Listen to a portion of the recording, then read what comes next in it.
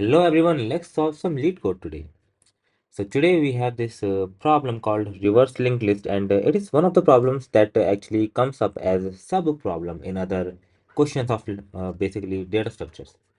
So a lot of the times if you want to solve some linked list related problem, you might actually need to reverse the list as a sub problem. And so it's a pretty good idea to actually, have idea about how to do these kind of things. So here's the question. Given the head of a singly linked list, reverse the list and return the reversed list. So basically the question is very simple. You will have a list like this. So 1, 2, 3, 4, and 5. And then you just have to reverse the order of the list. So the 5 will be head. That means the new head will be 5. And then the next of 5 is 4, then 3, then 2, then 1. It's a very simple problem. And yeah, let's just try to do it. Of course, here you can, I believe, see that we have constraint of 0 to 5,000. So it's a pretty small constraint. It's a very easy problem. And also we have a follow-up if that can we do it iteratively or recursively. So we are going to implement both. And so let's just try and implement the recursive solution first, because that can be tricky actually for a few people. So let's try to first of all create a linked list. 1, 2, and 3. We are going to create a very small and simple linked list, and this one will point to null. Simple. Okay, we have the head right here. So usually in recursive solution, we basically try to break the problem into sub problems or smaller versions of problem. So suppose in our recursive function we pass the head, that means this entire linked list we pass. Okay, so what we will do is we will take this one node, and then we will call the same function on this one. Okay, in the remaining list.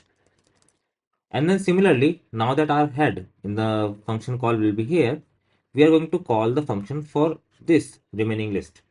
We are trying to basically reach to the end of the linked list and then reverse the end and then start the reverse process from the end. Okay, so first this one will be reversed, then this thing will be reversed, then at the end of the day, this whole thing will be reversed automatically. So how does this work, right? So once we reach the end of the linked list in our stack or in our recursive stack, we see that the 3 is pointing to null. Okay, and we are going to let it stay like this. We are not going to change anything. Okay, now once this happens, once we pop back one level up, okay, now we have this entire thing to be reversed. First of all, we have this node and we have this node. So the two actually have access to 3. Okay, what we want to do is we want to change this link, this particular link, from null to 2. That's what we want to do here. Okay, so what we can do here is we can access the 3 with the help of 2 dot next. So now we actually have the 3, and then we can do is next. We can also call the next on this and equals to node, or sorry, 2. Okay, broken. Okay, and then this new link will be established to this node. Basically we have reversed now, so 3 will become, the 3's next will become 2. Okay, and the 2's next is still 3, so we have to break this link also. So what we will do is 2 dot next. Okay, so 2 dot next means this link. 2 dot next is equals to null. Okay, simple as that. So right now our list till now is 3 to 2 and to null. Okay, simple as that. So what do we have till now? We have 1, and then we have 3, and then we have 2. Okay, this is how we can draw it. 2 is pointing to null, 3 is pointing to 2, and 1 is still pointing to 2. Okay, getting it? 1 is still pointing to 2. This is how it is working right now. So now what we have to do is we have to basically, this is pointing to null right now. 2 is pointing to null. So I want that 2 should point to 1.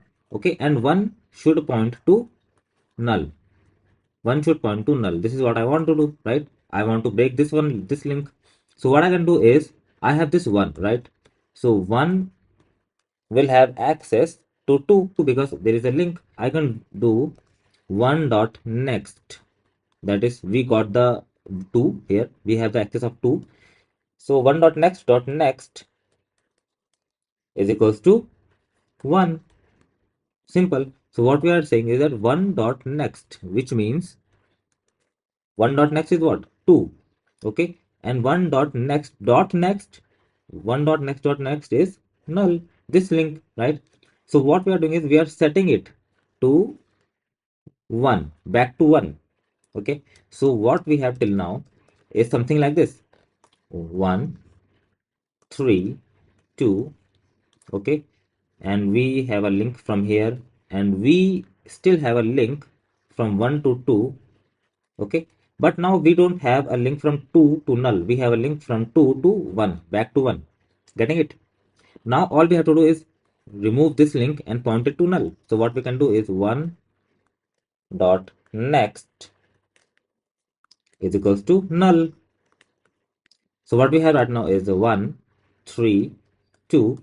Okay, and 3 is pointing to 2.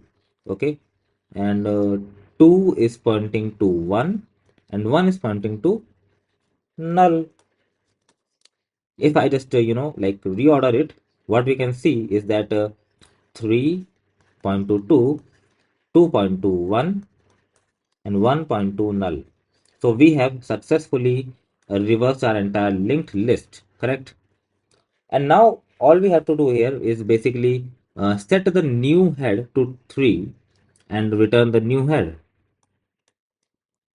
So this is how the recursive solution will work. So here we have this function. Okay, it's a recursive function. Basically, this is the function that actually reverse the list and gives you the new head. Okay, now of course we have to return the new head at every single time. Okay, because here if you notice, okay, once we basically reverse this much, once we basically go to the end and reverse single node, we have to return 3. Okay, so 3 will be the new node.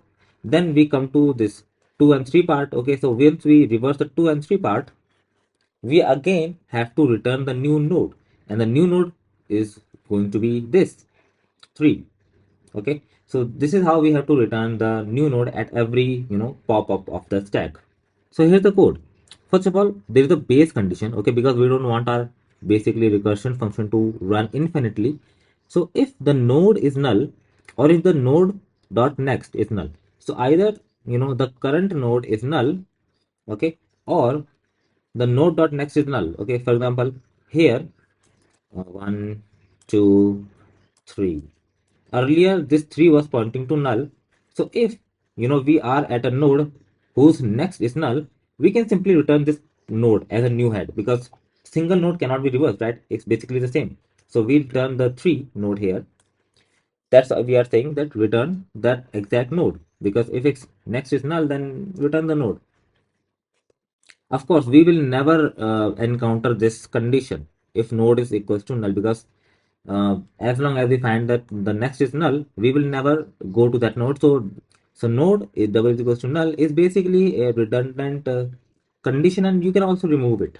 You don't need to have it. So now what we do is, if the node is not null, we basically call the same recursion function on its next node, right? So basically what we are doing is, we have the one, okay, in the first pass we took the one, and then we called the recursion function on the next node, that is 2. Okay, so remaining list, we are trying to basically reverse the remaining list. After reversing that entire remaining list, what we will have is, we will have a new head. Okay, and in this case we will have 3 as new head. So we will have 3 as new head, and we will say that current nodes dot next is node, that is 2 dot next is 2, 1 dot next is 1. Okay, and then we will say that node dot next is null. So this is where we are basically performing this logic. This is the logic that we are basically performing in those two lines. Okay, that the one that we discussed here. Okay, and then we are simply returning the new head. Okay, so we return the new head, and once we return the complete thing, okay, once the entire function is done with the list, we will have the new head pointing to the last element of our original list. So the 3 will become new head from here. Okay, let me take another color. 3 will become new head from here. Then once we reverse the 3 and 2, then again we will have a 3 as new head from here. Then again here, once we reverse 1, 3 and 2, we will again have a 3. Okay, 3 as the new head from here. And so as you can see, I have already run it. It's actually accepted. And now here in the reverse list function, I have called my recursive linked list function with the head as the initial node. So now let us try to do the same with the iterative solution. We have 1, we have 2, we have 3. Now we cannot use the recursive function or recursive stack. So what we are going to do is we are going to use two pointers. Okay, two pointers is what we are going to use. So what we will do is we will have two pointers, pointer A and pointer B. You know what? Let's just make them a bit better. Pointer previous, okay, and the pointer current. So current pointer will actually point to the current node that is being processed, and previous pointer will be pointing to the previous node. In the starting condition, they will be as null. So previous will be null and the current will be pointing to 1. Okay. Now what we have to do is we have to basically break this link. We have to break this link and we have to create a link from current pointer to previous pointer. Okay. So what we are going to do is we are going to say current dot next is equals to previous. Okay, and then this link will be broken. So current dot next is now previous and this link is broken. And now what I can do is I can simply point this current to this new node. Okay, and point this prev to the current one. Okay, so basically what I will do is current is equals to next node. Okay, prev is equals to current. Okay, sorry for the bad handwriting, but that's how mouse works. Let me just try a bit more. So basically what we are doing is we are pointing the previous first. Okay, we are basically replacing previous from null to this current, and the current will be shifted to the next node. Now one question is that since we have already broken this link, we no longer have access to 2 with our current pointer. We don't have it, right? So how are we going to move the current pointer to the next node? And that will be actually solved by using a temporary variable. So before any processing here, what we will do is we will store this. We will have a temporary variable is equals to current dot next. Okay, and here in this line what we will simply do is we will point the current to temp. So this is how we are going to shift the pointers. So let us try to do a dry run. We have 1, we have a 2, and we have 3. Yeah, 3. So we have our first pointer, that is previous pointer to null. We have current to 1. Okay, first what we do is we break the link and we point this to here. Okay, and then we shift the pointer to this one. Current is now this, and then previous is now this. Okay, so now what we do is we break the link again here. The 2 will now point to 1. Okay, previous, and the current will be shifted to this 3 node. Okay, and the previous will be shifted to 2.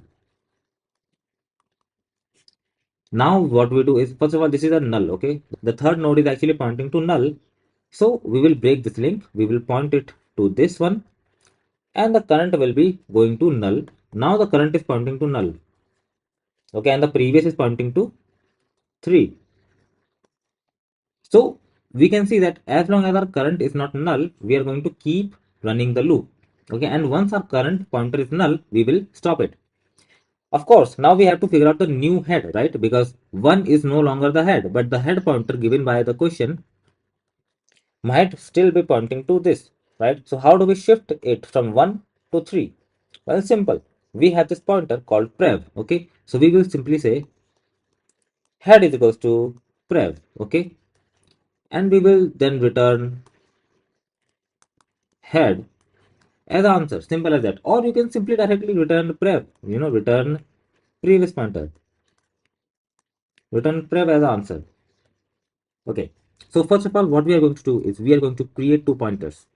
Now what we are going to do is we are going to run a loop while pointer cur is not equal to null, because once the current pointer becomes null, our condition is voided and we can return. Now what we are going to do is we are first of all going to store this current pointer's next node in a temporary variable. So list node temp is equals to pointer cur dot next. So we have successfully stored the two in a temp variable, and now we can simply focus on the one node. Now what we are going to do is we are going to basically break this linkage. Okay, this is where we are going to break this linkage. Here we will break this linkage and we will point to the previous node. So yeah, pointer cur dot next is equals to prev. We have broken the linkage. Now we are going to shift. So first of all, we are going to shift the prev pointer. Prev dot next is equals to sorry, not next. Prev is equals to pointer curve. Okay, and I believe I have messed the spelling here. We have used pointer everywhere. Okay, so yeah. And now what we are going to do is we are going to shift the pointer curve, that is current pointer. This will be equal to temp. Simple as that. And now once this entire loop is run, our linked list will be reversed. And here now we can actually, either return prev pointer, or we can, do this. So head is equals to prev pointer prev and return head. Or you can simply, remove this and simply return pointer prev. Whatever is your preference, you can do that. And let's, try to run it. And yeah, it is passing. They are, it is like basically the most optimal solution, because let's just talk about the time complexities here. Okay, so in recursive solution, basically in a recursive, what we are doing is we are going to the each node once. Okay, so we are going to each node once. First we go to 1, then we go to 2, then we go to 3. Okay, and that is why we are basically traversing through the linked list once. So we can say that order of n is basically the time complexity. Okay, because we are only traversing to the elements of the list once. But what about space complexity? Now space complexity is the basically also order of n, and that is because the recursion actually creates an internal stack. So in the memory, every recursion call actually creates a stack. So first the recursion call will be called for one node, then it will be called for two node, then it will be called for three node. So that is why the recursion will actually create a stack. And once the call is done, so this will be popped first, then this will be popped first. So at the end of the day, it is going to create stack of n elements or n function calls, because there are n elements in the list. That is why the space complexity is also going to be order of n, or linear space complexity. But if we talk about iterative solution, then here what we are doing is basically, first of all, the time complexity is going to be the same, because we are going to basically traverse all the nodes once. Okay, so the time complexity is still the same, but the space complexity changes, because now we are not using any stack or anything else. We are using two pointers, and the two pointers are basically going to consume the same amount of memory every time throughout the entire code running process. That is why it is going to be order of one, that is the constant space complexity, because we are not going to use any extra linear space.